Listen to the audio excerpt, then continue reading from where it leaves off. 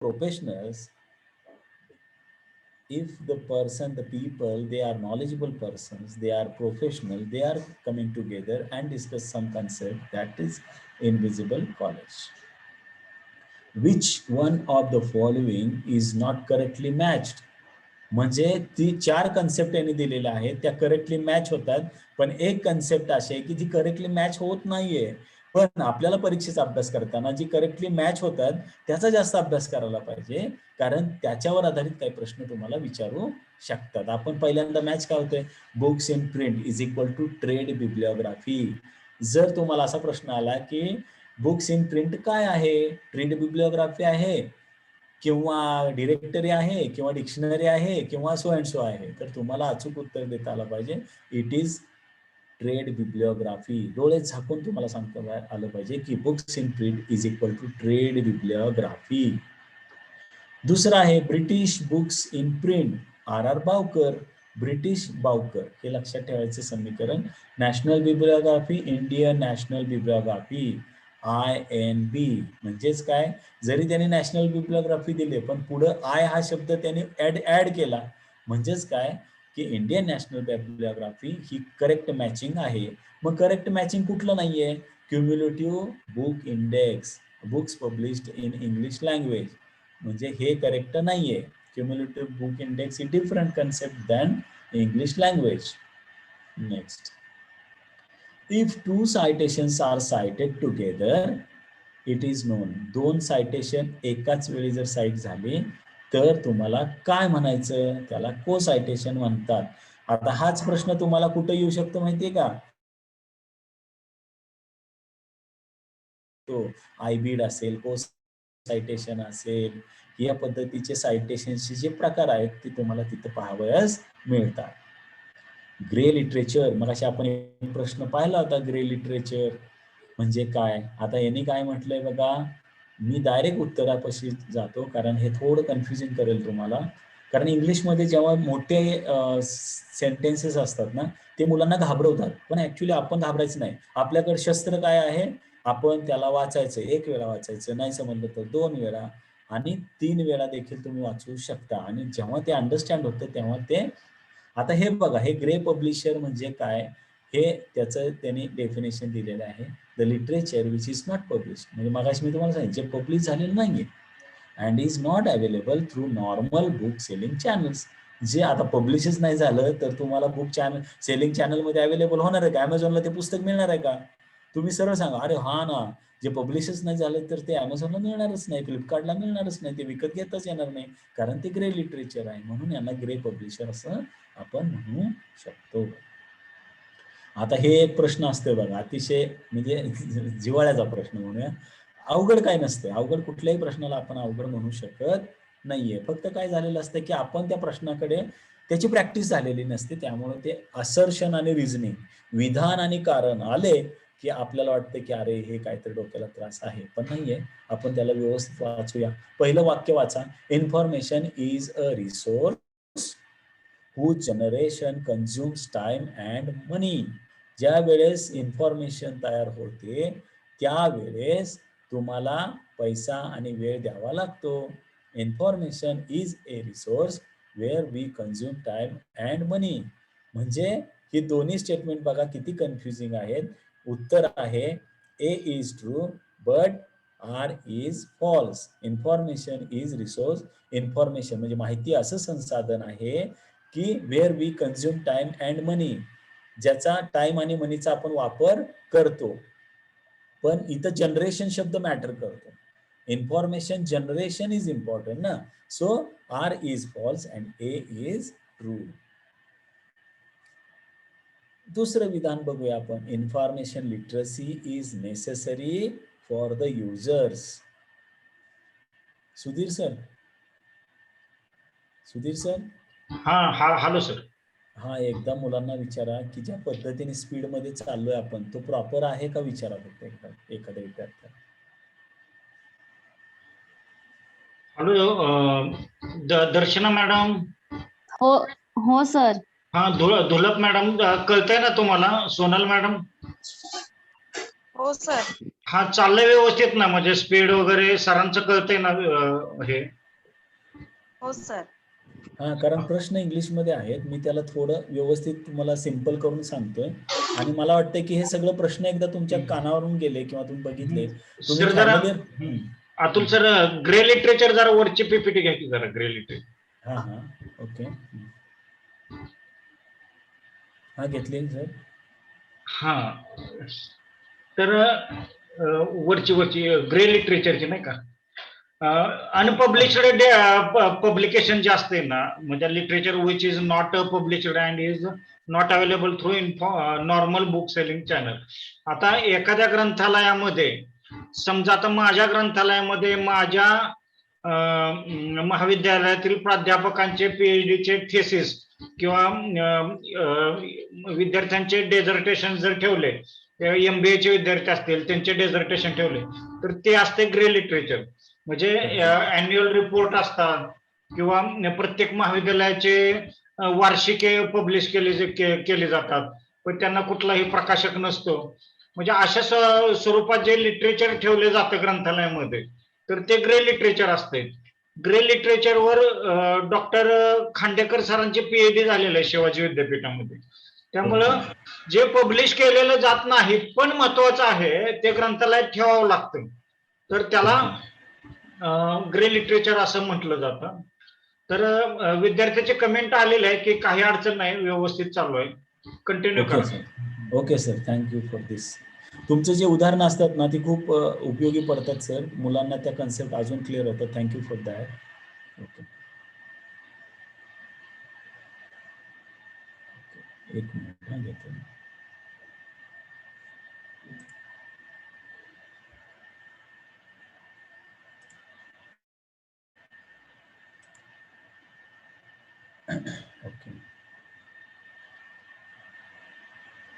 Okay, हा झालेला आहे. ओके, पुढे एक प्रश्न आहे. Assertion, information literacy is necessary for the users. आहे का? आहे, माझी साक्षरता गरजेची आहे ना वाचकांसाठी. Okay, reason, it promotes the use of libraries and information centres. ठीक आहे, आता उत्तर आहे both A and R are true. कारण का, पहिलं माहिती साक्षरता गरजेची आहे, पाहिलं आपण. It promotes the use of libraries and information centre. जर वाचक माझा साक्षर झाला तर त्याला लायब्ररी आणि इन्फॉर्मेशन सेंटरचं काय होणार आहे, महत्व कळणार आहे.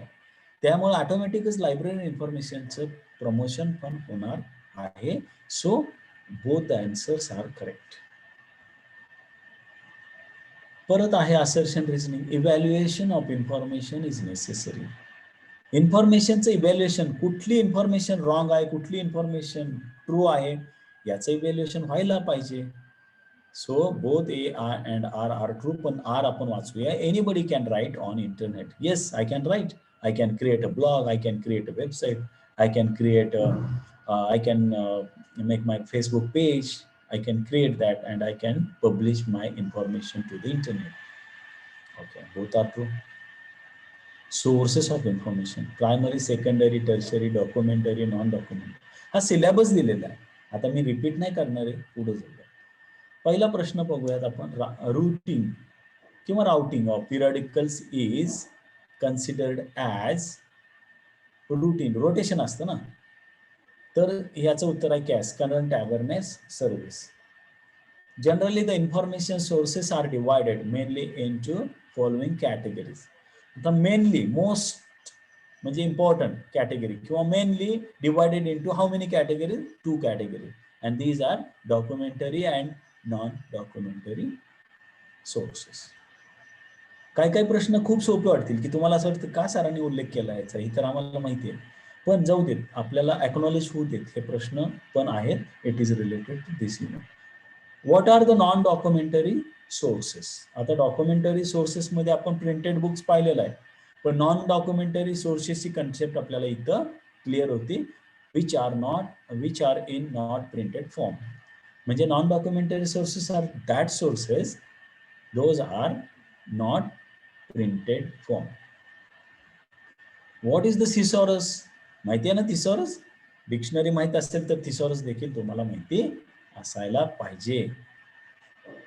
आणि all the above.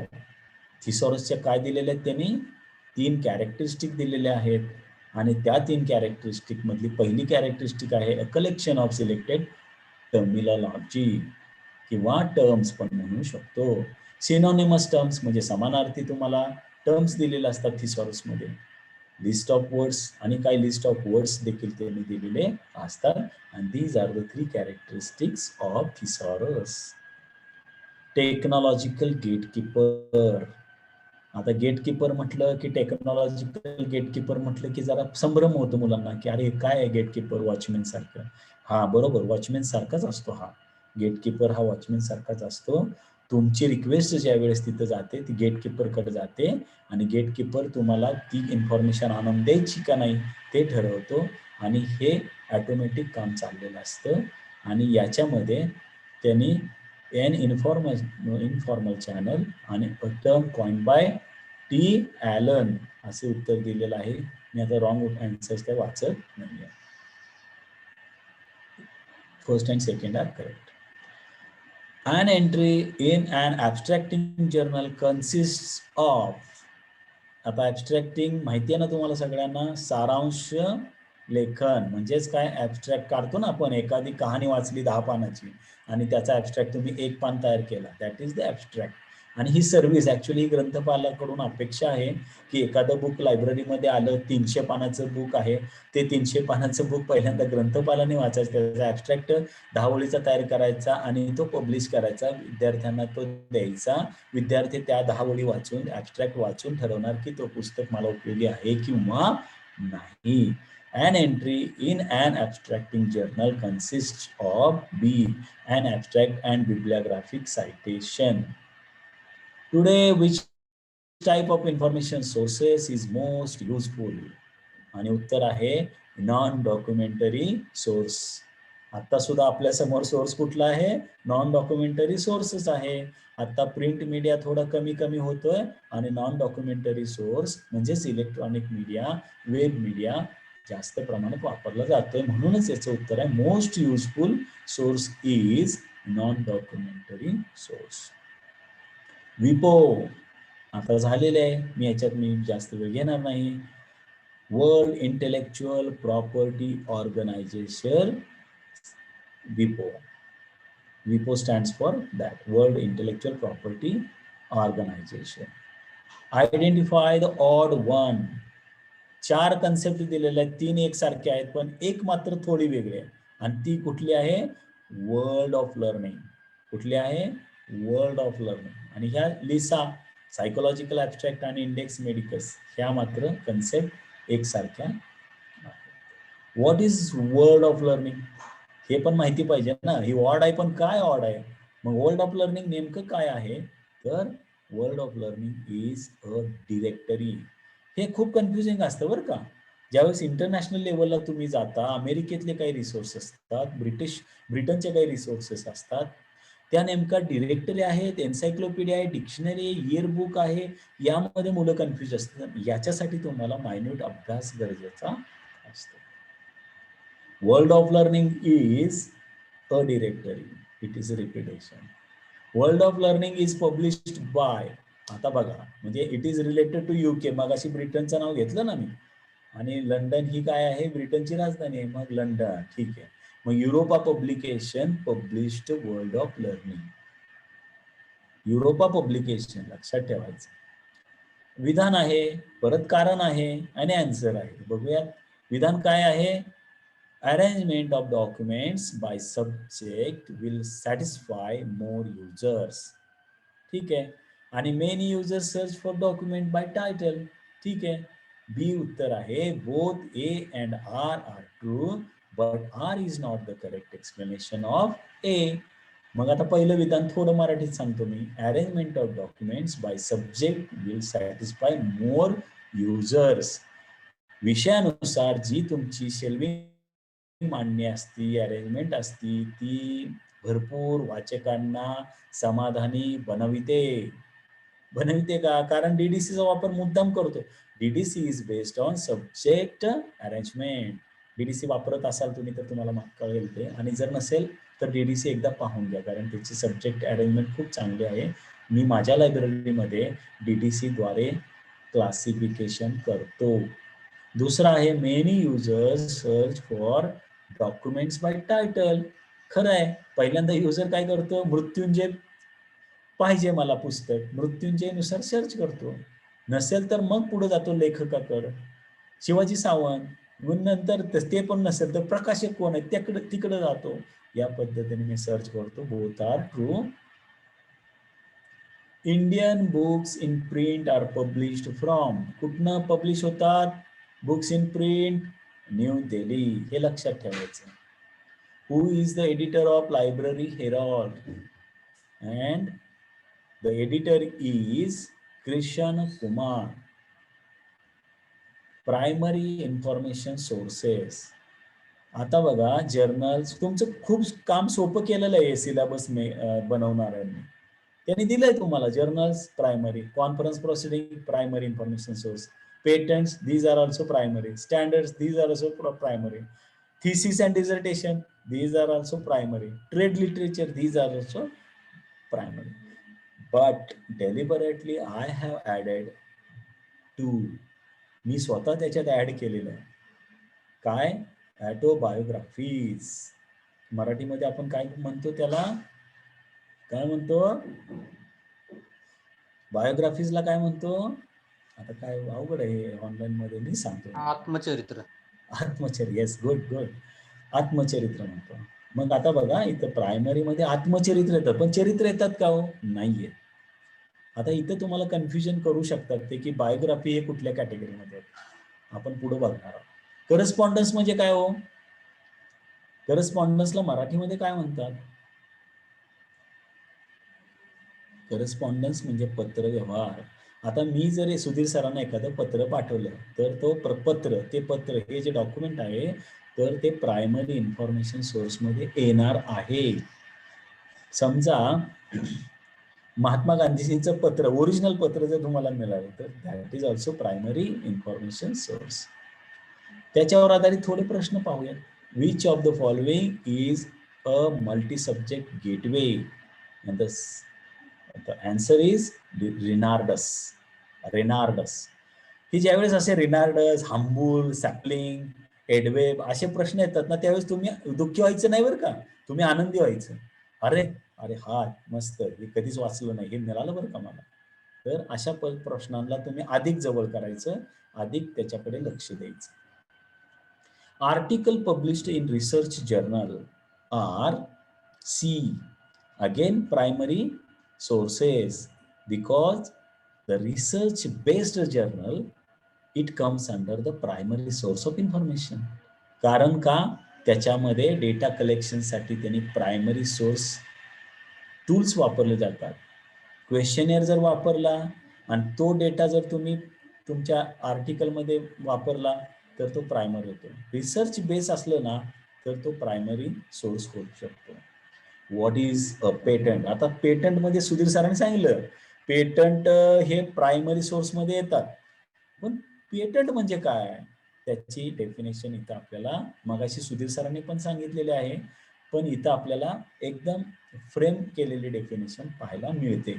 And agreement between the inventor, म्हणजेच तुम्ही एखादं संशोधन करून काहीतरी शोधलंय नवीन, अँड द गव्हर्नमेंट, आणि गव्हर्नमेंटकडे तुम्हाला ते मूलभूत हक्क ते काय करायचे, फिक्स करायचे. त्या तुमच्या संशोधनाची चोरी व्हायला नको, ते कोणी कॉपी करायला नको, म्हणून तुमच्याकडे ते राईट्स पाहिजेत म्हणजे हक्क पाहिजे. आणि जर त्याचं उल्लंघन कोणी केलं तर तुम्ही त्याच्याकडून पेनल्टी घेऊ शकता थ्रू कोर्ट. ठीक आहे. सी ही डेफिनेशन आहे, तुम्ही पाहून घ्या.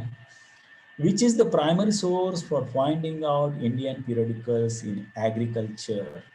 आणि Ulrich International Periodical Directory is the primary source of finding out Indian periodicals in agriculture.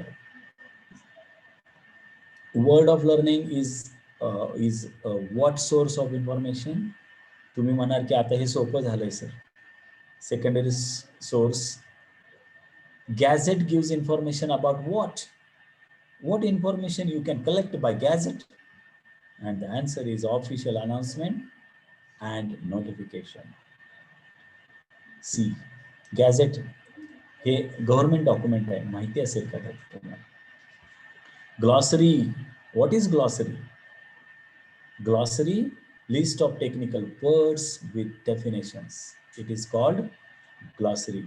खूप थोडा थोडा फरक आहे बरं का. ग्लॉसरी, त्याच्यानंतर इंडायसेस, त्याच्यानंतर बिब्लिओग्राफी, त्याच्यानंतर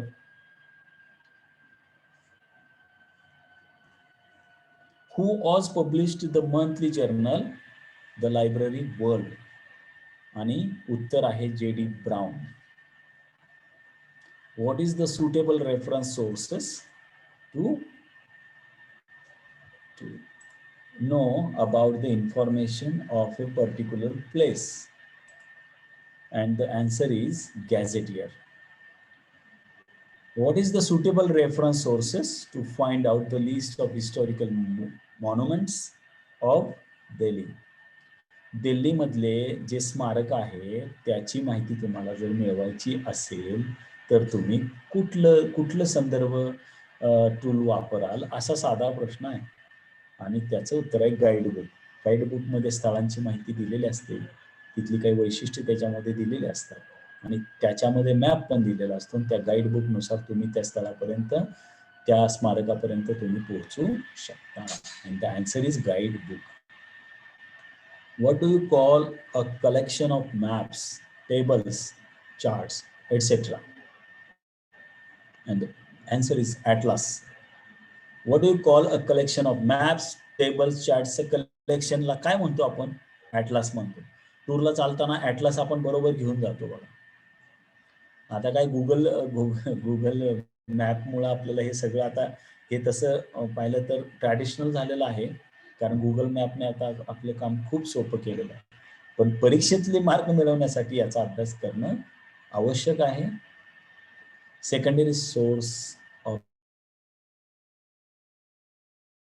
इन्फॉर्मेशन किंवा dictionaries, encyclopaedias, bibliographies, indexing, abstracting, statistical sources, handbooks and manuals. These are they have given in the syllabus, but I have deliberately added textbooks. These are the secondary sources. Reference books also the secondary sources, and review works also, and biographies. मगाशी मी तुम्हाला autobiographies primary source मध्ये उदाहरण दिलं होतं, आणि इथं तुम्हाला चरित्र म्हणजे बायोग्राफीज, जी म्हणजे आता अतुल नगरकरचं चरित्र जर एखाद्या व्यक्तीने लिहिलं असेल तर दॅट इज बायोग्राफी, त्याला चरित्र म्हणायचं. पण मी अतुल नगरकरची जर चरित्र स्वतःच अतुल नगरकर यांनी लिहिलं असेल तर ती ऑटोबायोग्राफी. आणि अशा ऑटोबायोग्राफीला जास्त वेटेज असतं, कारण त्याच्यात स्वतः माहिती लिहिणार असतो, आणि ती सेकंडरी सोर्स आहे. आणि पहिला प्रश्न बघूया, which of the following are not secondary sources? And the answer is C, thesis. Thesis हे सेकंडरी सोर्स नाही, म्हणजेच आपसुक तुमच्या लक्षात आलं असेल, that is the primary source. Encyclopedia Americana consists of 30 volumes. विश्वकोश आहे अमेरिकाना, त्याचे व्हॉल्यूम किती आहेत? 30 व्हॉल्यूम आहेत. आणि similar to this, encyclopedia Britannica also consist 30 volumes. आता पुढे आपण पाहणार आहोत. Indian national bibliographical first appeared in, कधी अस्तित्वात आलं हो INB पहिल्यांदा? लक्षात ठेवायचंय, 1957, 1957. Encyclopaedia of library and information science is published bye, कोण पब्लिश करतंय? विश्वकोश. लायब्ररी ग्रंथालय माहितीशास्त्र विश्वकोश. कोण पब्लिश करतंय? लक्षात ठेवायचं, जिव्हाळ्याचा विषय, आपला विषय स्वतःचा, Marcel Dekker. Encyclopaedia of library and information science is published by, आता मार्सेल डेक्कर, अरे 2 वेळा, सॉरी. OAI स्टँड्स फॉर, अतिशय चांगला, हे लक्षातच पाहिजे, कारण आता जी कन्सेप्ट आता नवीन येत आहेत त्यामध्ये नवीन कन्सेप्ट आहे. आणि उत्तर आहे ओपन आर्काइव्ह्ज इनिशिएटिव्ह. हे जे कोहा वगैरे आले ना, हे सगळं OAI रिपॉझिटरी तर खूप आहेत. मग DSpace is repository, this is the initiative. पण ओपन आर्काइव्ह इनिशिएटिव्ह ही एक मोठी कन्सेप्ट आहे. ही कन्सेप्ट तुम्ही जास्तीत जास्त त्याचा अभ्यास करावा अशी माझी इच्छा आहे. आपण त्याचा ऍटलिस्ट इथं तुम्ही फुल फॉर्म तरी लक्षात ठेवा. Open archive, not access, not online, not open. It is open archive initiative. This is very important. Who is the author of Dictionary of Anonymous and Pseudonymous Literature?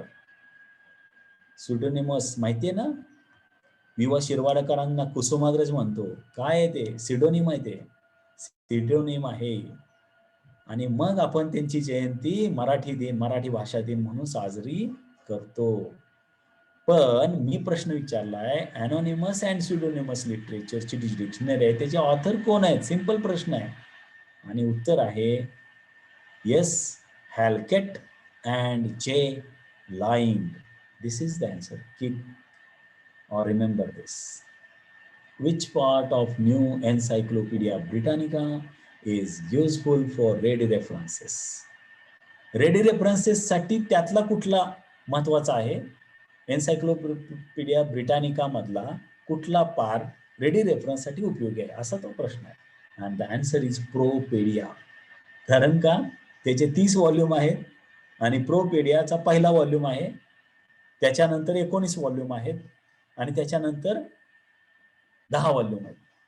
Total volume झाले किती? 30 volume झालेले.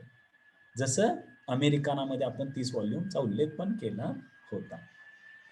The secondary source of information comprised of indexing and abstracting पिरियडिकल्स.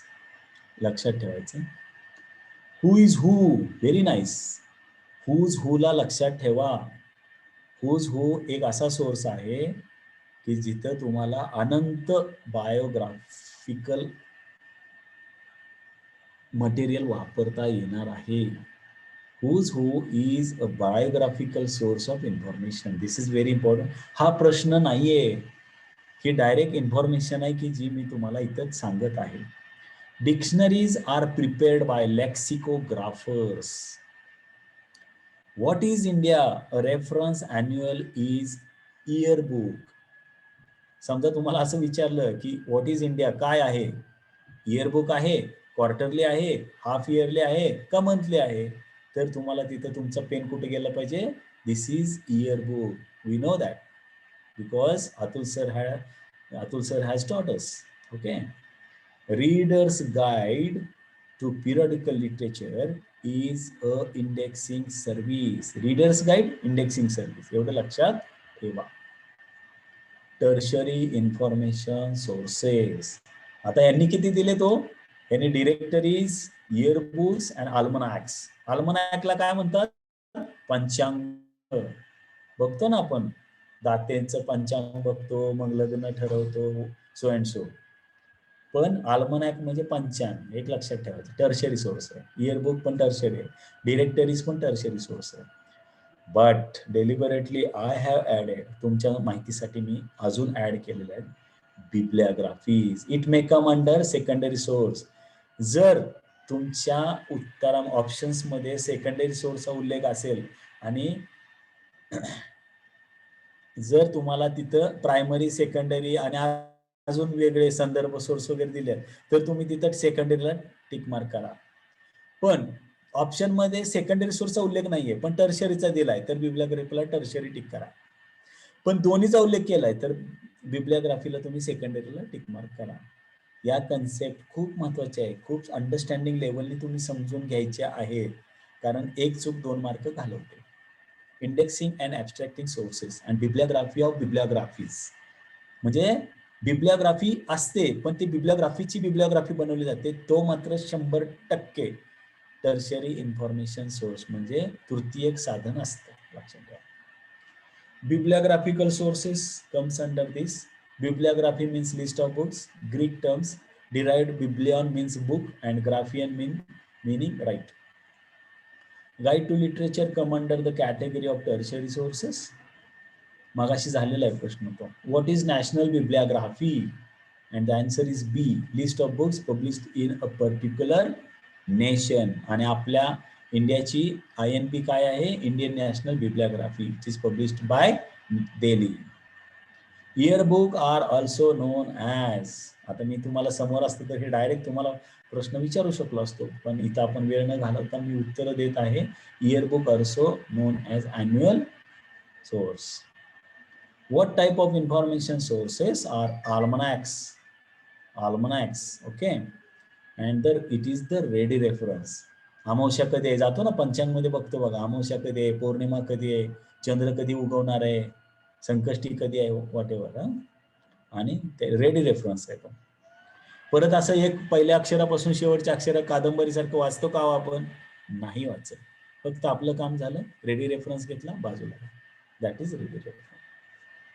स्टेट्समॅन्स yearbook is published from, आणि उत्तर आहे London, आणि Macmillan is publishing it, and that is the annual. Periodicity is annual. Facts on file is a weekly list. Facts of file is weekly digest of, answer is C, world events. What is India? A reference annual yearbook. What is trade bibliography? And trade bibliography is nothing but list of books in print or for sale compiled by a publisher. Who publishes Innis Atom Index? Innis Atom Index. Atom म्हणले की लक्षात ठेवायचं, इंडियातली मोठी संस्था आहे, bark म्हणून आहे बघा, Bhabha atomic research centre, BARC. ह्या संस्थेला लक्षात ठेवायचं बरं का, ॲटम इंडेक्स किंवा इनिस वगैरे आलं, कारण इनिसचं जे कार्य चालतं ते इंडियामधलं कार्य, तिचं सेंटर पॉईंट कुठलं आहे? बार्क आहे, मुंबईमध्ये करतो. हा सोपा प्रश्न आहे, आणि उत्तर आहे व्हिएन्ना मधून इनिसच पब्लिश करतात. Library literature is a tertiary source of information. Direct उत्तर सांगितलं, माहिती आहे. रेफरन्स सोर्स कडे जाऊया. आता रेफरन्स सोर्स म्हणजे bibliographical, biographical, educational, language and geographical, हे रेफरन्स सोर्स बघणार आहे. Introduction to reference source was written, हे पुस्तक आहे, आणि कोणी लिहिलेलं आहे? केट्सने, WA केट्स, किंवा कार्ड्स म्हणू शकता तुम्ही, इट मे डिफर प्रोनाउन्सिएशन. पुढचा प्रश्न आहे, Keesing's record of world events is published from, and the answer is very simple, London.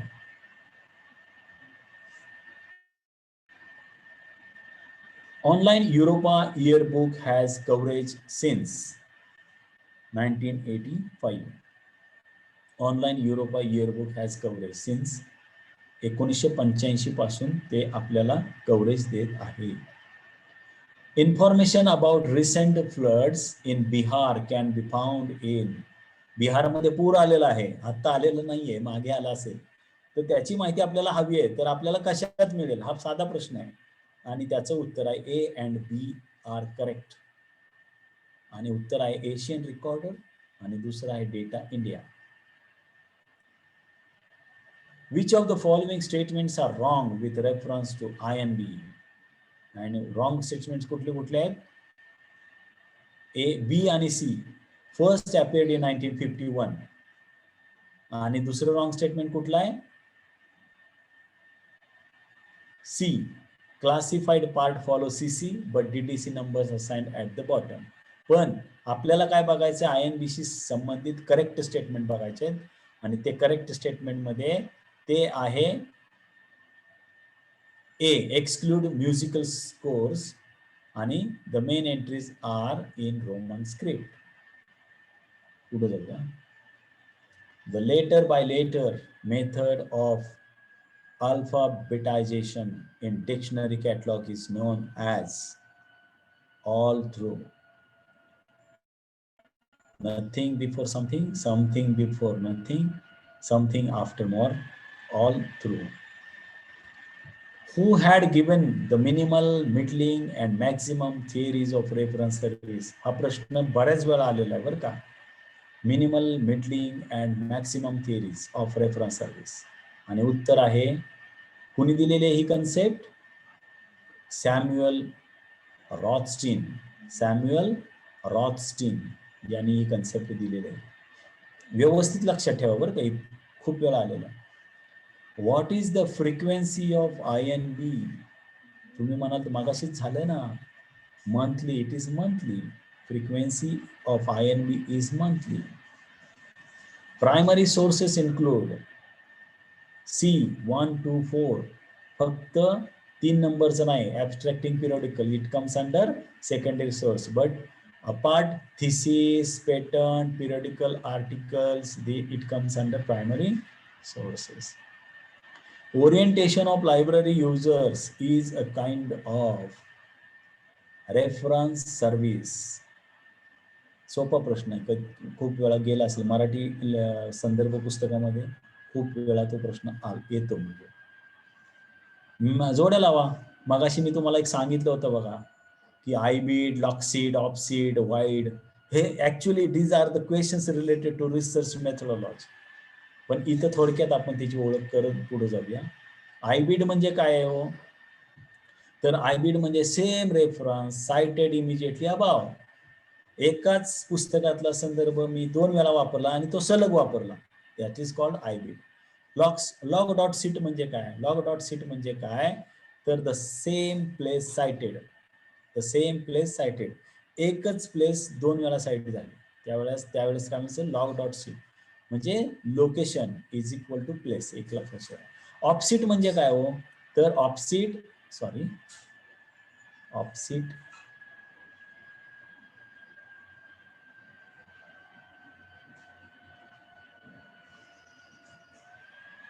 ऑफसीट B previously cited. आणि वाईड म्हणजे काय? सी म्हणजे हे सी म्हणजे पहा. सी आणि सी अल्सो तुम्हाला कॅटलॉगिंग मध्ये गेलं असेल बघा, सी अँड सी अल्सो लिहायचो आपण त्या कार्ड बनवताना, तर त्यातला हा सी आहे, हे लक्षात ठेवायचं. Okay, match the following. पुन्हा एकदा जोड्या लावा. पोप्सी, सायटेशन इंडेक्सिंग, कीवर्ड इंडेक्सिंग आणि थिसॉरस आणि त्याच्याशी रिलेटेड माणसं आहेत, त्यांची नावं दिलेली आहेत आणि ती आपण थोडक्यात पाहूया. POPSI is equal to Ganesh Bhattacharya, बरोबर. नंतर 2 नंबरला आहे citation index is equal to HP Luhn. Keyword indexing is equal to Eugene Garfield. आणि थिसॉरस याच्याशी संबंध आहे, ती व्यक्ती आहे कोण? PM Roget. Okay, PM Roget. Cumulative book index is published from B, USA. Cumulative book index is published from United States of America. Electronic information resources. Electronic information resources.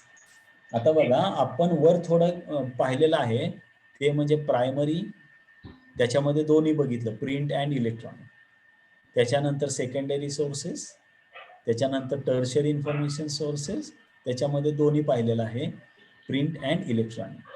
पण आता इथं सेपरेट प्रकार त्याने दिलेला आहे, तो म्हणजे इलेक्ट्रॉनिक इन्फॉर्मेशन रिसोर्सेस. त्याच्यामध्ये subject gateways, web portals, bulletin boards, discussion forums, public groups. Sudhir sir.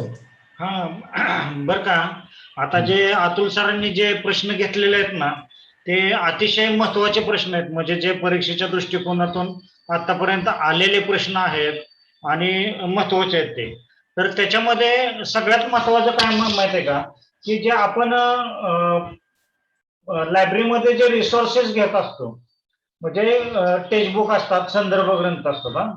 तर जे संदर्भ ग्रंथ घेतले जातात, तर ते किती प्रतीमध्ये घेतले जातात? आता एन्सायक्लोपीडिया ऑफ ब्रिटानिका 10 प्रतीमध्ये घेऊ शकतो का आपण? नाही घेऊ शकत. किंवा Guinness book of world record असेल, किंवा Limca book of world record असेल, किंवा मग एन्सायक्लोपीडिया ऑफ अमेरिका असेल, तर कितीही मोठ्या लायब्ररी असतील तर ते एकच प्रत असते. त्यामुळे रेफरन्स सोर्स जो असतो ते फक्त रेफरन्स साठीच असतो. म्हणजे रेफरन्स सोर्स हा बाहेर इश्यू केला जात नाही, ते आपल्या ग्रंथालयामध्ये आपण तो वाचू शकतो, वाचायला देऊ शकतो किंवा अभ्यासाला देऊ शकतो. या पद्धतीने रेफरन्स सोर्स हे लक्षात ठेवायचं. आता ह्याच्याविषयी काय प्रश्न येतात तर encyclopaedia of the new encyclopaedia of Britannica ची 15वी आवृत्ती कोठे प्रकाशित झाली असा प्रश्न आला समजा, तर शिकागो या ठिकाणी प्रकाशित झाली. कुणी केली प्रकाशित? एन्सायक्लोपीडिया ऑफ ब्रिटानिका कॉर्पोरेशनने केली. कधी झाली? 1974 ला झाली. आता एकूण खंड किती होते? 30 खंड होते. प्रोपेडिया 1, मायक्रोपेडिया 10 आणि मॅक्रोपेडिया 19 खंड होते. म्हणजे खंड 13 ते 29 हे मॅक्रोपेडिया होते. अशा प्रकारचे प्रश्न येतात. म्हणजे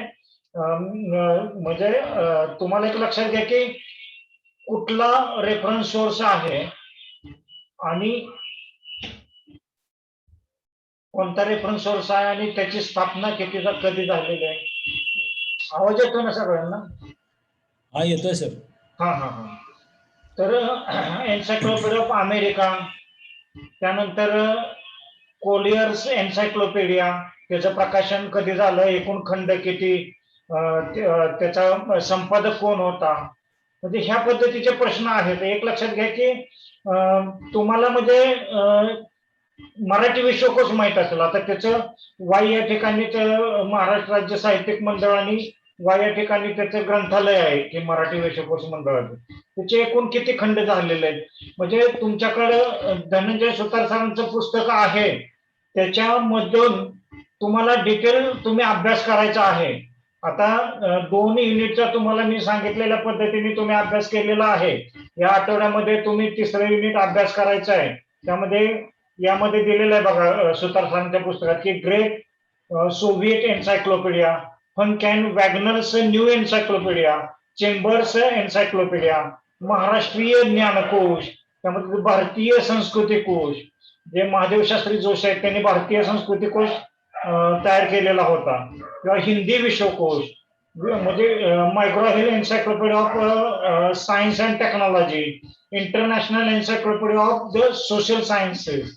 तर हे सगळे जे रेफरन्स सोर्सेस आहेत, encyclopaedia of religion and ethics, Bharatiya Samaj विज्ञान कोश, त्याचं इथंभूत माहिती डिटेल्स पुस्तकामध्ये दिलेली आहे.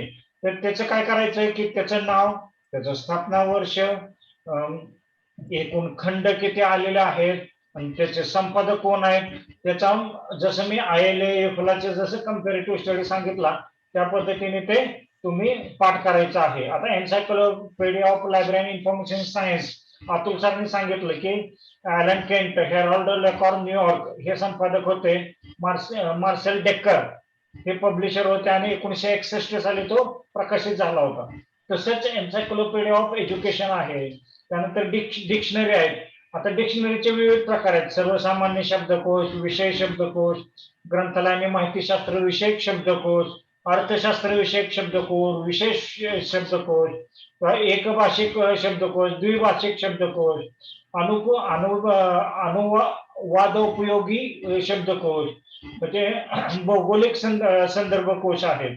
त्यामध्ये नकाशा संग्रह, पृथ्वी गोल, त्यांचे म्हणजे पब्लिशर कोण आहेत ते विचारले जातात बऱ्याच वेळा जोड्या लावासाठी किंवा ऑब्जेक्टिव्ह मध्ये.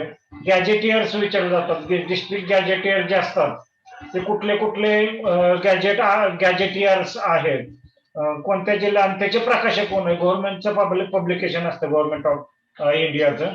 तर त्यानंतर पर्यटन मार्गदर्शिका, नकाशा संग्रह, ह्याचे सगळे इयर वाईज डिटेल्स तुम्ही तोंडपाठ करायचे आहेत आणि लक्षात ठेवायचे. आणि मी नेहमी सांगतो की what is excellence mean it is a repetition of work. म्हणजे तुम्ही एखादी गोष्ट रिपीट केली. आता सकाळी अतुल सरांनी खूप चांगल्या पद्धतीने सांगितलं की एक प्रश्न 3 वेळा वाचा. म्हणजे खरंच कुठला पण मराठी प्रश्न असू देत किंवा इंग्लिश प्रश्न असू देत, तुम्ही ज्यावेळेस पहिल्यांदा वाचता त्यावेळेस तुम्हाला पूर्ण अंडरस्टँड होत नाही. दुसऱ्यांदा वाचता त्यावेळेला 70% अंडरस्टँड झालेला असतो. ज्यावेळेस तिसऱ्यांदा वाचता त्यावेळेस तुम्हाला 100% अंडरस्टँड झालेला असतो. आणि त्यात लँग्वेज मध्ये जर वेगळा वाचला, म्हणजे इंग्लिश हिंदीमध्ये वाचला, इंग्लिश मराठीत वाचला, आणि तर तुम्हाला जास्त चांगल्या पद्धतीने तो समजणार आहे.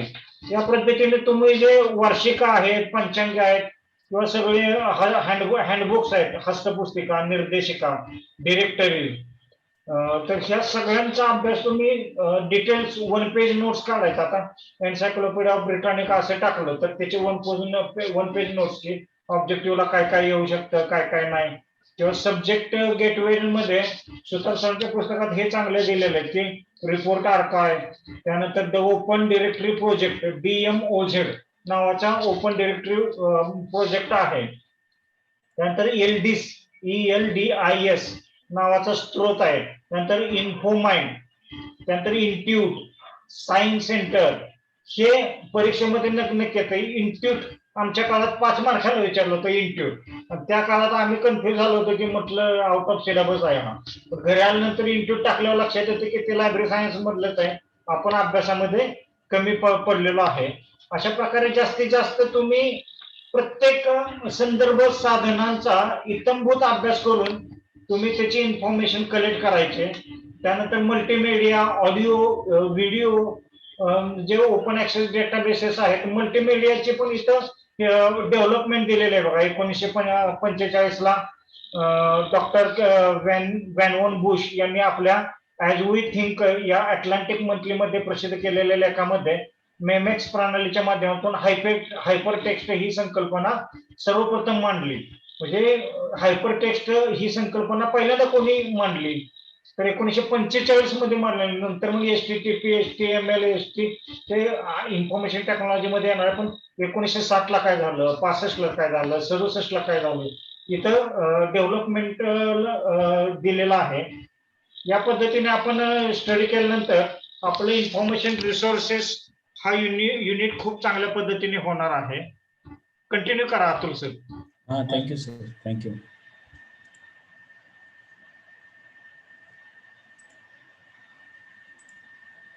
हा, तर what is full text E resources American chemical society. तुम्हाला असा प्रश्न येऊ शकतो की अमेरिकन केमिकल सोसायटी हा टिंबटिंब आहे. फुल टेक्स्ट ई रिसोर्स आहे, ॲब्स्ट्रॅक्टिंग ई रिसोर्स आहे, बिब्लिओग्राफिकल ई रिसोर्स आहे. त्यापैकी तुम्हाला फुल टेक्स्ट ई रिसोर्स आहे हे लक्षात ठेवा. What is the meaning of e documents. E डॉक्युमेंट्सचं मिनिंग काय आहे तर in electronic form such as cassettes, CD ROMs. ROMs माहिती असेल, read only memory etcetera. Which one of the following databases has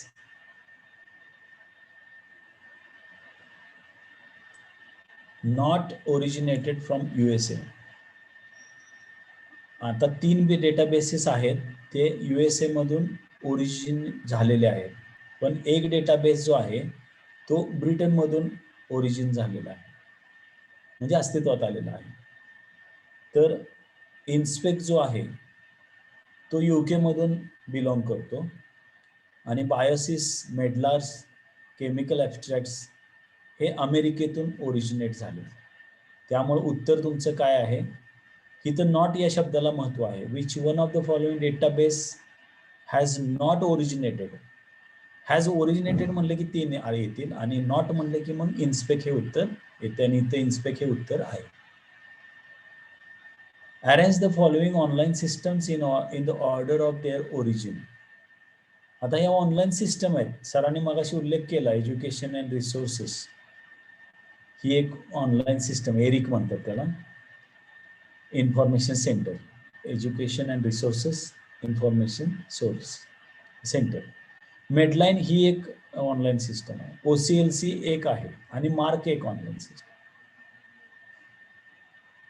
तर या 4 सिस्टमचा उदय होताना क्रोनॉलॉजिकल त्याची ऑर्डर आहे आणि त्याची ऑर्डर क्रोनॉलॉजिकल आहे ती आपल्याला माहिती असायला पाहिजे. तर पहिल्यांदा अस्तित्वात आलं ते म्हणजे एरिक, 2 नंबरला मार्क, 3 नंबरला OCLC आणि सगळ्यात शेवटी अस्तित्वात आलं ते मेडलाईन. हा लॉजिकल म्हणजे क्रोनॉलॉजिकल सिक्वेन्स आहे आणि त्यांच्या ओरिजिननुसार तुम्ही ते लक्षात ठेवायचं आहे. पहिल्यांदा काय, मी रिपीट नाही करत, आता एका ओळीत सांगतो. ERIC, MARC, OCLC, Medline. The use of CD-ROMs in the library significantly relates to which of the following laws?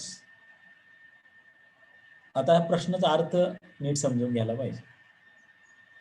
ठीक आहे, पहिल्यांदा काय म्हणतो तो, use of CD-ROMs in the library, म्हणजे काय, ग्रंथालयात जास्तीत जास्त CD-ROMचा वापर करणे. सिग्निफिकंटली रिलेट्स, सिग्निफिकंटली म्हणजे महत्व पूर्ण संबंधित. To which of the following laws, म्हणजे CD-ROMचा वापर करणे ही कुठल्या लॉला जास्तीत जास्त रिलेट करतोय. अरे हो बाबा, 5वाच लॉ आहे, 5th law of library science. आता आमच्या प्रोफेशनलचे म्हणजे तुम्हा सर्वांचे लॉज तर पाठ असतील, मी आता त्याचं रिपिटेशन करत नाही, फक्त 5वा लॉ सांगतो. Library is a growing organism.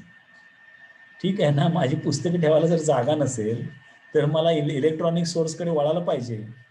आणि आज जर माझा विद्यार्थी सॉफ्ट कॉपीमध्येच एक्सपेक्ट करतोय तर मी नुसतं पुस्तकांची संख्या वारंवार वाढवण्यात काही पॉईंट नाही आहे. त्याच्यामुळे लायब्ररी इज ग्रोईंग ऑर्गॅनिझम, स्पेसचा अनेक लायब्ररीमध्ये प्रॉब्लेम आहे, त्याच्यामुळे CD-ROM is related to 5th law. Okay, next question is जोड्या लावा. ए साईडला दिलेला आहे McAfee, directory, personal web pages, Amazon.com. आता हे काय आहे हे तुम्हाला माहिती असेल तर तुम्ही जोडी व्यवस्थित लावू शकता. आता सगळ्यात सोपा कुठला याच्यातला पकडायचा, Amazon.com. तो काय आहे, वेंडर ऑन इंटरनेट, इंटरनेटवरनं खूप वेंडर आहे ना तो. आता वेंडर म्हणजे काय, पुस्तकं जो पुरवतो आम्हाला त्याला आम्ही वेंडर म्हणतो, विक्रेता म्हणतो.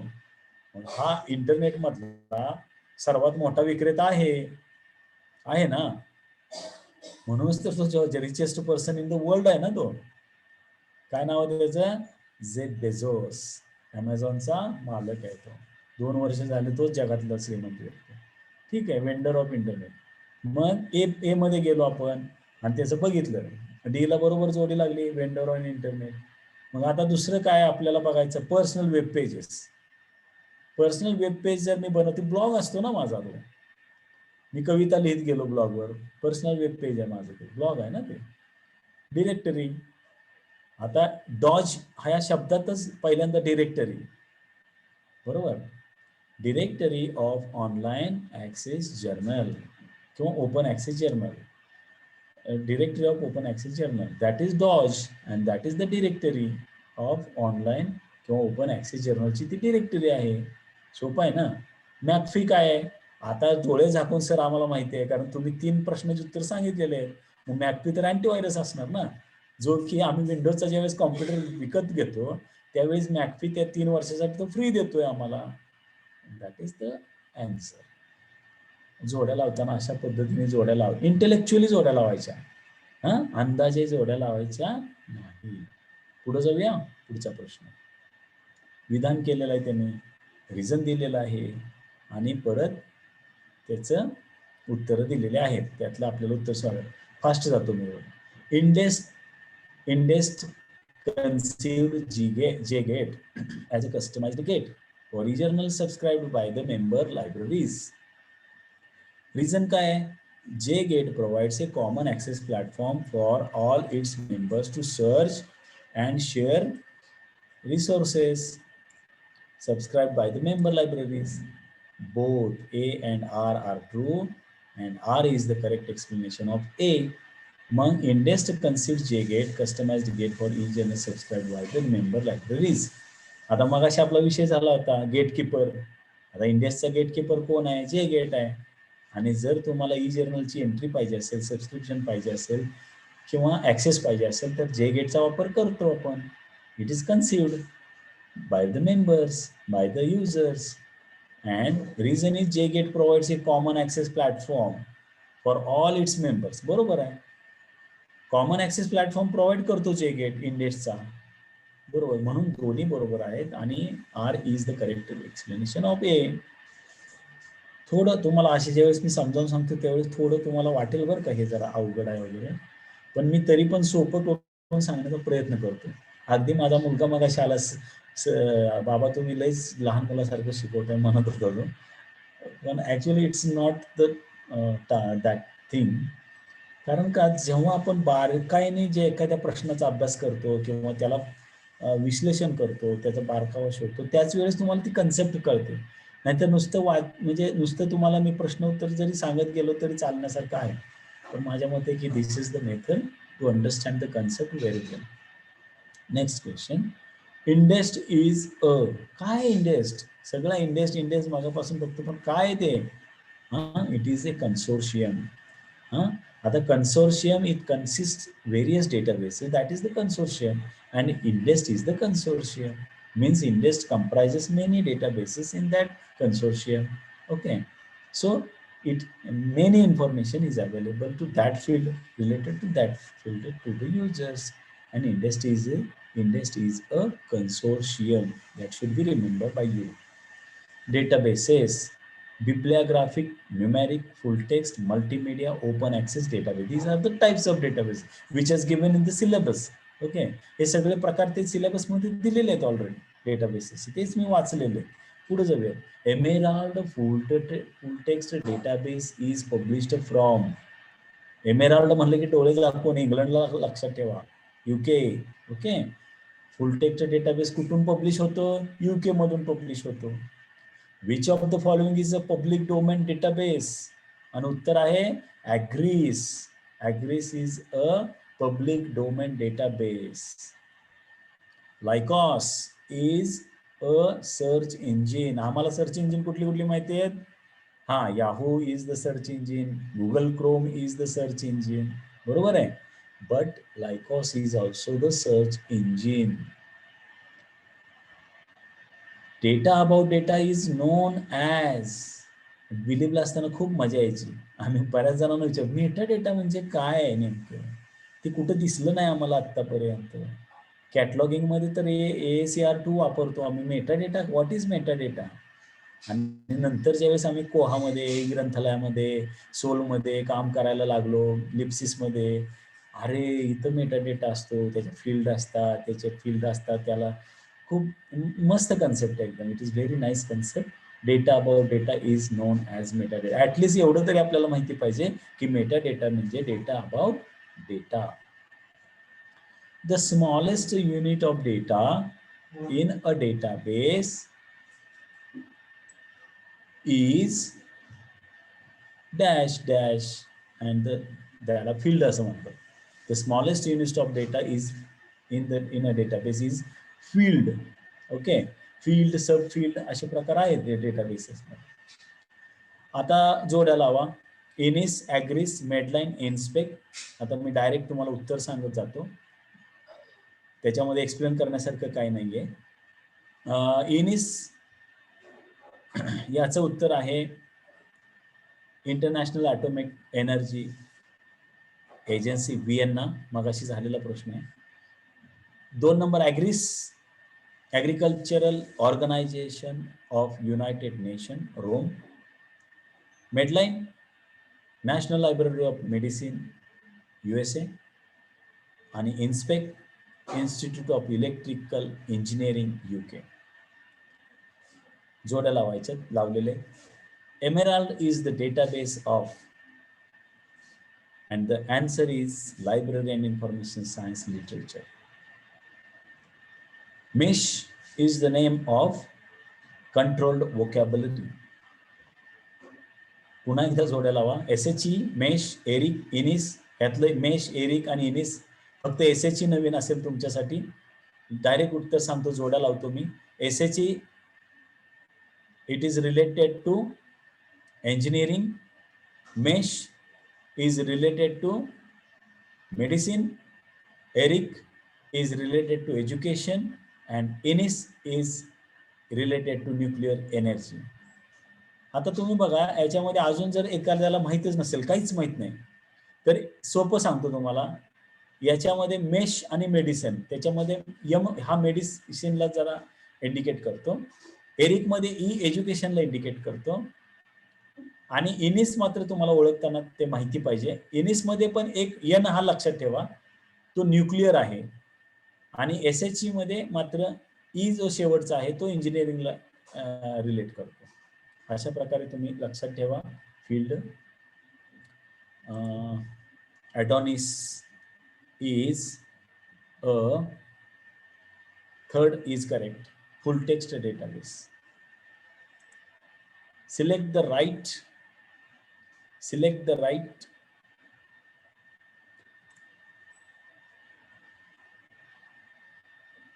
chronological sequence of information systems as per their year of establishment. आणि सगळ्यात अगोदर इयर ऑफ एस्टॅब्लिशमेंट कुणाचं आहे तर पेटंट इन्फॉर्मेशन सिस्टम इंडिया, 2 नंबरला इनिस, 3 नंबरला ॲग्रिस आणि 4 नंबरला NISSAT. NISSAT is more young than another 3 and patent information system, that is this system is very old in India. After that inis is there and agris is there, so we can move ahead. Scopus is a आता हल्ली Scopus हे जे databases आहेत ना खूप form मध्ये आहेत बरं का, हे लक्षातच पाहिजे आपल्याला. That is abstracts and citation databases. आणि यामध्ये Web of Science, Web Junction, Scopus आणि सायफाइंडर याची जोडी लावायची आपल्याला. आणि जोडी अशी आहे बघा, वेब ऑफ सायन्स म्हटलं की डोळे झाकून थॉमस रिव्हटर्सचं नाव आलं पाहिजे. वेब जंक्शन म्हटलं की OCLC, स्कोपस म्हटलं की एल्स इव्हियर आणि साय फाइंडर म्हटलं की केमिकल ॲब्स्ट्रॅक्ट सर्व्हिस, कॅस लक्षात आलं पाहिजे. That CAS is different than that CAS. Current awareness service नाहीये, हा केमिकल ॲब्स्ट्रॅक्ट सर्व्हिस आहे साय फाइंडर. गुगल स्कॉलरची माहिती देतोय हा प्रश्न नाहीये. आत्ता सध्याचे जे काही नवीन ट्रेंड आहे त्याच्यामध्ये गुगल स्कॉलर हा खूप आपल्याला उपयोगी पडतो. गुगल स्कॉलरमधून खूप असे स्कॉलरली आर्टिकल्स आपल्याला वाचायला मिळतात किंवा युजरला आपण प्रोव्हाइड करू शकतो. Google Scholar provides a simple way to broadly search for scholarly literature. From one place you can search across many disciplines and sources, article, thesis, books, abstracts and quote opinions from academic publishers, professional societies, online repositories, universities and other websites. एका gateway मधून किंवा Google scholar या एका window मधून तुम्ही इतकं सारं एका विंडो मधून तुम्ही मिळवू शकता. काय काय मिळवू शकता हो? Article, thesis, books, abstracts, court opinions एवढं मिळवू शकता. आणि कुणाकुणाकडून मिळवू शकता? अकॅडमिक पब्लिशर्स कडून, प्रोफेशनल सोसायटीज कडून, ऑनलाईन रिपॉझिटरीज कडून, युनिव्हर्सिटीज कडून आणि अदर वेबसाईट्स कडून. एवढ्या जणांकडून तुम्ही एवढं सगळं मटेरियल मिळवू शकता. That's why Google Scholar we must know about the Google Scholar. Ulrichs is the authoritative source of bibliographic and publisher information on more than 30,000 periodicals of all type academic and scholarly journals, open access publication, peer review titles, popular magazines, newspapers, newsletters, and more from around the world. It covers all subjects and include publication. It is periodical directory. Ulrichs ही एक अशी पिरियडिकल directory आहे world मधले पिरियडिकल्सची information तुमच्या डिस्प्लेला किंवा डेस्कटॉपला आणून देतं. त्यामुळे ही सुद्धा Ulrichs डिरेक्टरी सुद्धा आपण फॉलो केली पाहिजे, त्याची माहिती आपल्याला असायला हवी. EBSCO is also the very important database aggregator. That is also a subscription agent. As a result, the company has a unique understanding of the needs and concerns of publishers. या सगळ्या new concept आहेत. याच्या बारकाईमध्ये जाऊन तुम्ही अभ्यास करायला पाहिजे. तुम्ही मला सर इतका अभ्यास करायला सांगता, एकाच युनिटमध्ये एवढा अभ्यास केला तर बाकीचे युनिट कधी करायचे, हा प्रश्न मला पण सतवायचा.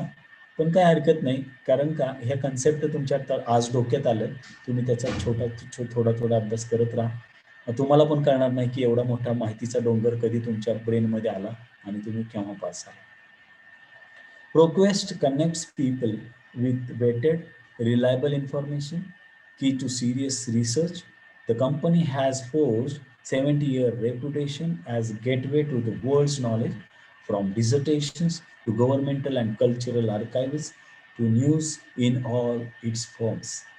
प्रोक्वेस्ट हे पण तुम्ही लक्षात ठेवायचं, खूप रेप्युटेड, म्हणजे प्रोक्वेस्ट म्हणलं की प्रश्नच नाही. त्याच्यातलं जे लिटरेचर असणार ते खूप क्वालिटीचं असणार. आणि आपल्याला new we are going to become a new librarian in new era, in electronic era. आणि त्याच्यामुळे प्रोक्वेस्ट असेल, एबिस्को असेल, किंवा हे सगळे एमेराल्ड असेल, किंवा हे एरिक असेल, खूप म्हणजे खूप डेटाबेसेसची नावं घेत गेलो तर अजून 15 मिनिटं मी बोलू शकेन. पण या पद्धतीचे सगळे डेटाबेसची माहिती तुम्हाला पाहिजे. कारण का, तुम्ही पारंपरिक ग्रंथपाल बनणार नाही आहात.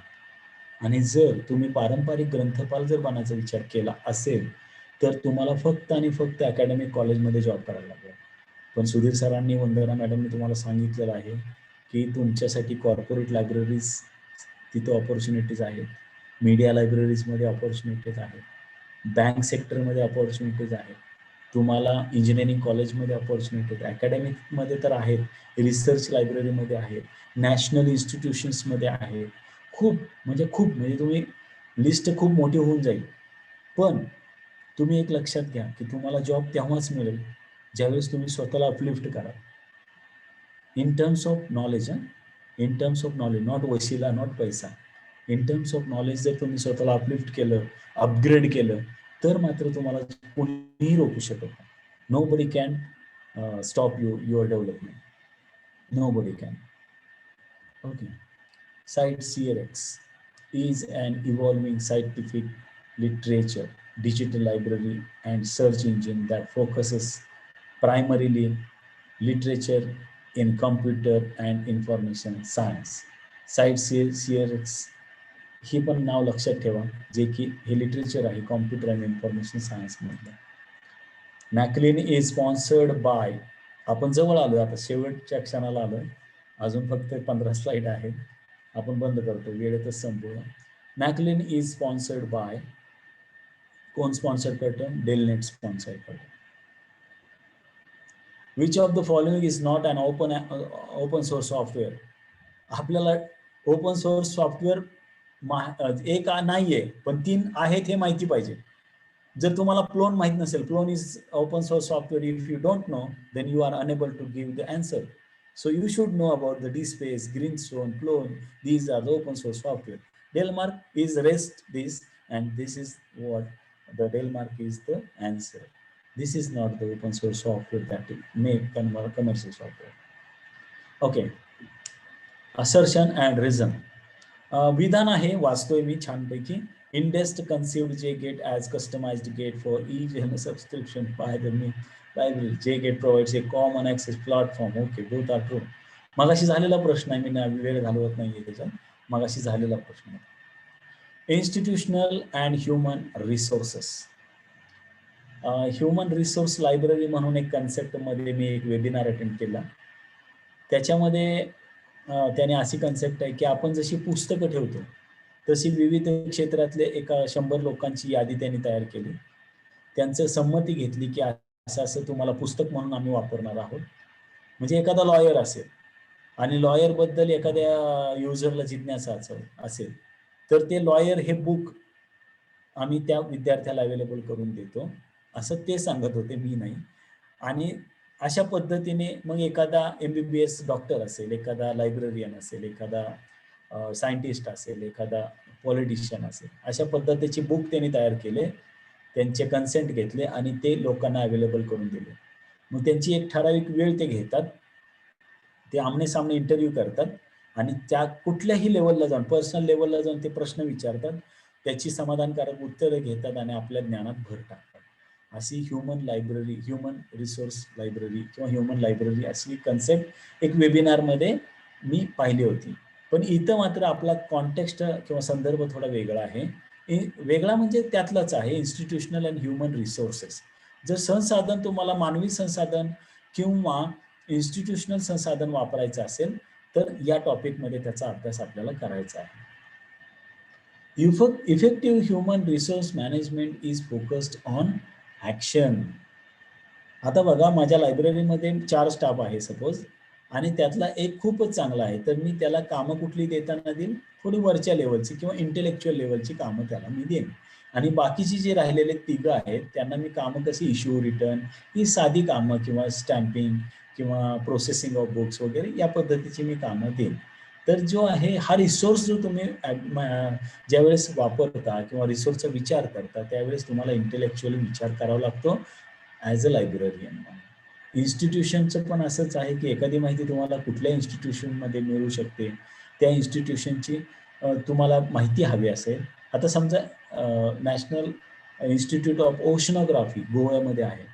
तर समुद्राविषयी त्याच्या अभ्यासाविषयी माहिती हवी असेल ती तुम्हाला त्या इन्स्टिट्यूशनला भेट द्यावी लागते आणि लायब्ररियन म्हणून ॲज अ इन्फॉर्मेशन सायंटिस्ट म्हणून आपल्याला इन्स्टिट्यूशन आणि ह्युमन रिसोर्सची माहिती असणं खूप गरजेचं आहे.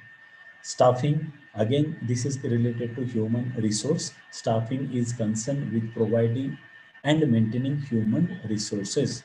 स्टाफिंगमध्ये ह्युमन रिसोर्सेसला खूप महत्त्व आहे.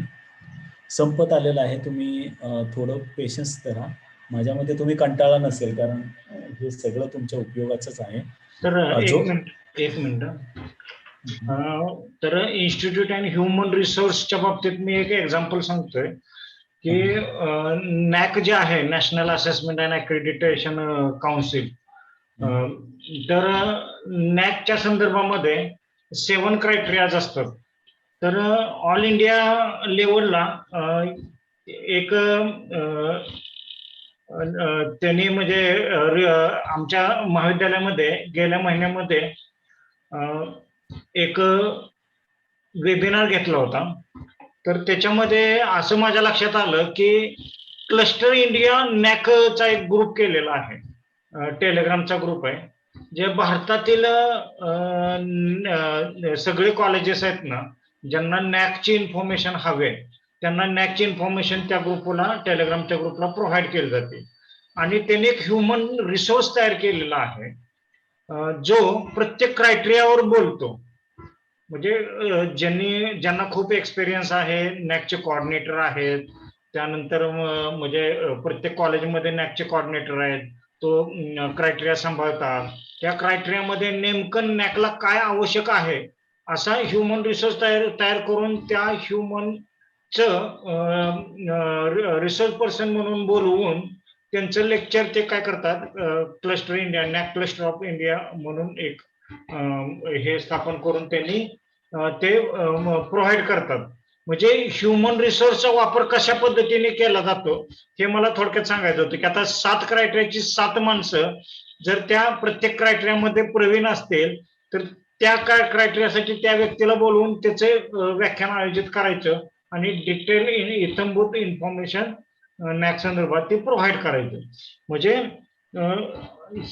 हे जे करतं ती म्हणजे थोडक्यात ऑर्गनायझेशन आणि जे रिसर्च पर्सन म्हणून येतात ते ह्युमन रिसोर्स. असा ह्युमन आणि इन्स्टिट्यूशनल रिसोर्सेसचा वापर करून आपण इन्फॉर्मेशन प्रोव्हाइड करू शकतो. किंवा मग ही जी संकल्पना जे केलेली आहे आता, library is also working as a knowledge resource centre. म्हणजे नॉलेज रिसोर्स सेंटर रिसोर्स झालेला आहे. म्हणजे ह्या पद्धतीनं ही कन्सेप्ट थोडीशी समजून सांगण्याचं माझं एक उदाहरण देण्याचं. Thank you sir. सरांनी खूप रिअलिस्टिक एक्झाम्पल, म्हणजे सर तुमचं वैशिष्ट्यच ते आहे की कारण काय होतं, मी सुद्धा जेव्हा अभ्यास करायचो थिओरिटिकली अभ्यास करताना माझं असं लक्षात आलं की जेव्हा मी लायब्ररी प्रोफेशनलशी बोलायचो, एकदम नवीन होतो मी त्यावेळी आणि मी नेट सेटचा फक्त अभ्यास थिओरिटिकली करत होतो. पण जेव्हा मी सुधीर सरांशी बोलायचो किंवा इतर लायब्ररीयांशी बोलायचो किंवा प्रत्यक्ष लायब्ररीमध्ये जाऊन बुक्स हातात घ्यायचो, DDCचे व्हॉल्यूम हातात घ्यायचो, UDCचे व्हॉल्यूम, आम्हाला UDCचा व्हॉल्यूम बघायला मिळत नव्हता जनरली कुठल्याही लायब्ररीमध्ये. तर आम्ही एक असं ठरवलं, आमचा 4घांचा ग्रुप होता पुण्यामध्ये, तर आम्ही असं ठरवलं की नाही का UDC बघायचंच आपल्याला. मग आम्ही त्याच्यासाठी आयुकामध्ये गेलो आणि आयुकामध्ये UDCचा वापर ते करत असल्यामुळे तिथं आम्हाला ते व्हॉल्यूम बघायला मिळाले. सांगण्याचं तात्पर्य की सुधीर सरांची जी रिअलिस्टिक एक्झाम्पल्स असतात त्याच्यामध्ये आपल्याला खूप म्हणजे काय म्हणतात ना, डाऊन टू अर्थ आणि एकदम रिअलिस्टिक एक्झाम्पल्स आपल्याला ऐकायला मिळतात. आणि याची जोड ज्या प्रोफेशनलला घालता आली म्हणजे अभ्यास आणि तुमचं रिअलिस्टिक एक्झाम्पल, तर तो विद्यार्थी जास्त चांगल्या पद्धतीने कन्सेप्टला समजून घेऊ शकतो, असं माझं मत आहे. तर या पद्धतीने आता आपण इथं बघितलं की पुढचा प्रश्न आता बघत होतो आपण. Thank you sir.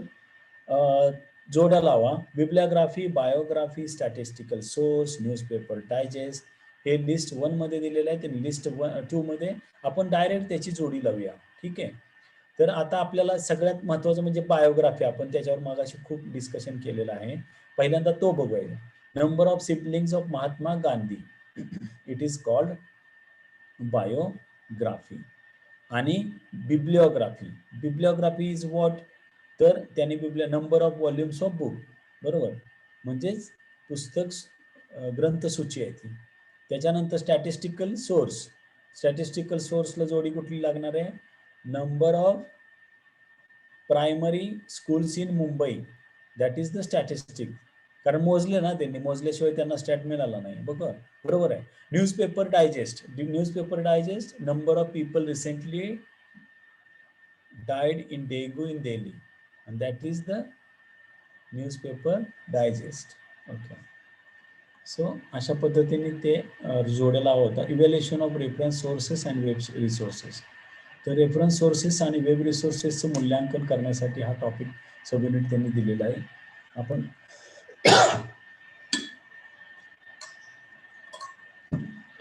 इव्हॅल्युएशन क्रायटेरियामध्ये त्याचे जे अधिकृत आहे अथॉरिटी, त्याचबरोबर व्याप्ती, त्याचे स्कोप काय आहे, त्याचे मांडणी कशी आहे, ट्रीटमेंट कसं आहे, त्यानंतर रचना कशी आहे, अरेंजमेंट कसं आहे, त्याचबरोबर स्पेशल फीचर्स अँड ड्रॉबॅक्स, म्हणजे खास वैशिष्ट्य किंवा काही मर्यादा आहेत का, किंवा फॉर्मॅट कुठला आहे ह्याचा रेफरन्स सोर्सचा, छपाई, बांधणी किंवा आकार कसा आहे, त्याचं म्हणजे असं कन्क्लुजन करता आलं पाहिजे. इव्हॅल्युएशनचे क्रायटेरिया वापरून त्या रेफरन्स सोर्सचं इव्हॅल्युएशन करता आलं पाहिजे. किंवा वेब रिसोर्स असेल, एखादी वेबसाईट असेल, त्याचा कम्पॅरेटिव्हली स्टडी करून त्याचं इव्हॅल्युएटिव्ह स्टडी करता आलं पाहिजे. म्हणजे आता सध्या बऱ्याच वेळेला evaluative study of university library websites in India, म्हणजे भारतातील ग्रंथालयाचे युनिव्हर्सिटी लायब्ररी वेबसाईट जे आहेत त्याचं इव्हॅल्युएशनचे क्रायटेरिया वापरून त्याचं इव्हॅल्युएशन करायचं, आणि त्याच्यातली इंडियामधली सगळ्यात बेस्ट लायब्ररी वेबसाईट कुठल्या आहेत ह्या पद्धतीने इव्हॅल्युएशनचं म्हणजे मूल्यमापन करता येतं, आणि त्याचे निकष वापरून मूल्यमापन करून एक स्टँडर्ड त्याचं आपल्याला कन्क्लूड करता येतं. कंटिन्यू करा आपण. Thank you for assist me. Evaluation of reference sources and web resources. आता याच्यामध्ये वेब रिसोर्सेस तुम्हाला थोडं मी एक्सप्लेन करतो. रेफरन्स सोर्सेस म्हणजे तुम्हाला माहिती आहे की संदर्भ सोर्सेसला काय म्हणतात? स्त्रोत. संदर्भ स्त्रोत हे झाले. अँड वेब रिसोर्सेस, तर वेब संसाधन म्हणजे वेबवर आधारित जे रिसोर्सेस असतात त्याला वेब असे म्हणतात. आता तुम्ही पाहिलं असेल की जे सोर्सेस, आता आपण एखाद्या वेबसाईटमध्ये आपण गुगलमध्ये जातो, टाईप करून आपण एखादी माहिती आपण मिळवतो, तर याला आपण काय म्हणतो? Web resources. आपण वेबद्वारे जी माहिती आपण मिळवलेली असते आणि ते website the information is making available on the web, it is called web resources. हे पहिल्यांदा क्लिअर करून घेऊया. प्रश्न आहे, ERIC Education Resources Information Center is the world's largest digital library of education literature. हे लक्षात ठेवायचं फक्त. Cover to cover translation is treated as current awareness services.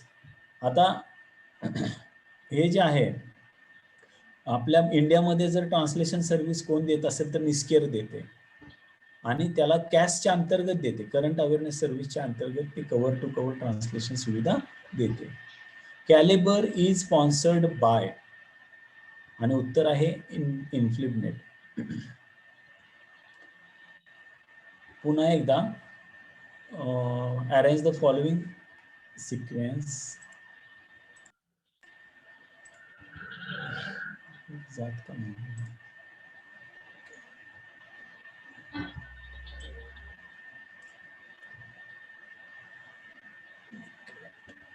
स्थापना वर्षानंतर क्रोनॉलॉजिकल ऑर्डर दिलेली आहे त्यांनी.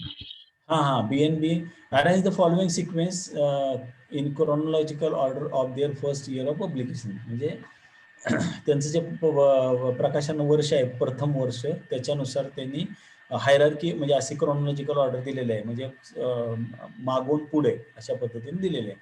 आणि उत्तर आहे पहिल्यांदा कुठले आले रॉजेट्स थिसॉरस ऑफ इंग्लिश वर्ड्स, नंतर कुठली आली कॉम्पेंडेक्स, आणि नंतर कुठली आली BNB, आणि शेवटी इंडियन नॅशनल बिब्लिओग्राफी आली INB आली. तर या पद्धतीचा सिक्वेन्स आहे तो, पहिल्यांदा रॉजेट, नंतर कॉम्पेंडेक्स, नंतर BNB, नंतर INB. That is the answer. Identify the correct chronological order in which the following networks were launch. आता नेटवर्क्स लॉन्चिंग झालेलं आहे, पण ती क्रोनॉलॉजिकल ऑर्डरमध्ये मागून पुढे, म्हणजे पहिल्यांदा कोण आलं, नंतर कोण आलं, त्याच्यानंतर पण लॅटेस्ट कोण आलं, या पद्धतीने अरेंज केलेलं आहे. तर पहिल्यांदा सगळ्यात आलेलं आहे ते म्हणजे अर्नेट आलेला आहे, त्यानंतर निकनेट आलेला आहे, त्यानंतर डेलनेट आलेला आहे, आणि सगळ्यात शेवटी इंडोनेट आलेला आहे. या पद्धतीने त्याची क्रम. The following is the search engine for scientific information only. Google search engine आहे, याहू सर्च इंजिन आहे, पण AltaVista is also search engine, but scientific information search करण्यासाठी स्कायरस म्हणून सर्च इंजिन आहे, आणि ते आपल्याला इथं माहिती झालेलं आहे. Scirus is the answer. जोड्या लावा. Search engine, browser, operating system, programming language. It is related to completely, मतलब highly related to ICT, but it comes under here. Okay. Search engine is equal to what? Yahoo. Then browser is related to HTTP codes. Sorry, not. Netscape is the browser. Okay. Operating system, Unix is operating system, and programming language Pascal. Pascal is programming language. आता इकडून तिकडे जाऊया. Pascal काय आहे? Programming language आहे. Unix काय आहे? Operating system आहे. ब्राउझर कोणता आहे?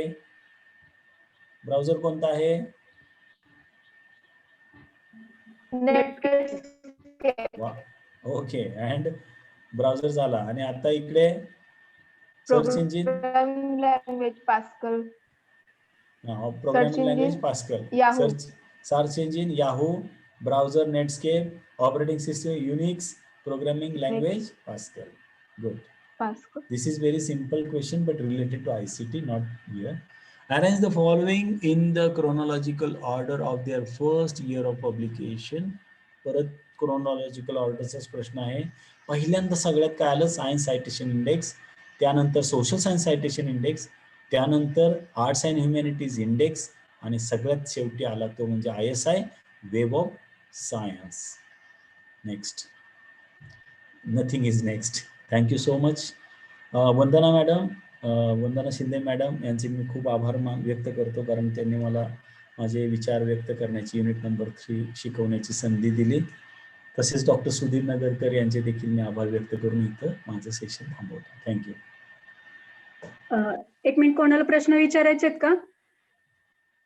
सर जरा स्क्रीन स्टॉप करा, शेअर केलं. एक मिनिट. प्रश्न विचारायचे कोणाला? दर्शना मॅडम, सहयोगिता मॅडम. यस.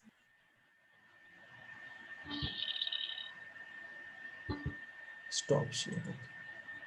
हे युनिट जे आहे ते खूप सोपं आहे, आणि डीपली जर पाहायचं म्हटलं तर अभ्यास करण्यासारखा आहे, कारण त्याच्यामध्ये तुम्ही जेवढं बारीक गोष्टी, आणि एक लक्षात घ्या की ऑब्जेक्टिव्हची परीक्षा असल्यामुळे ऑब्जेक्टिव्हला काय विचारतील हे डोक्यात ठेवून तुम्ही अभ्यास करायचा आहे, आणि त्या पद्धतीने तुम्ही स्वतःच्या नोट्स बनवून त्या अभ्यास करायचा आहे. आणि तुम्हाला काय प्रश्न असतील तर तुम्ही व्हॉट्सअपवर विचारू शकता. कोण बोलणार असेल तर बघा, नाही तर मग थांबूयात मग आपण. Thank you sir. Thank you Atul sir. तुम्ही जे थर्ड युनिट घेतलेलं अतिशय सुंदर पद्धतीने घेतलेलं आहे. मला त्यातली एक गोष्ट आवडली, म्हणजे तुम्ही, आपल्याला खूप माहिती असते, पण आपण काय करतो, प्रश्न वाचताना एकदाच वाचतो, आपल्याला उत्तरही माहिती असतं, पण आपण काय करतो, ते प्रश्न व्यवस्थित न वाचल्यामुळे आपण काय करतो, चुकीचं उत्तर लिहितो. कोणताही प्रश्न वाचताना आपण 2दा ते 3दा वाचला पाहिजे आणि त्यानंतर आपण अचूक उत्तराकडे जातो. ही गोष्ट खूप छान आणि कंटेंट जो सांगितला ते अतिशय सुंदर, सोप्या आणि सरळ भाषेमध्ये सांगितला. Thank you Atul sir. पुन्हा Thank you. एकदा सर्व माझ्या कलिगचे, त्यानंतर सुधीर सरांचे आणि पुन्हा एकदा आपले resource person professor Atul Nagarkar sir यांचे धन्यवाद देते आणि हे सेशन संपलं असं मी सांगते. धन्यवाद सर.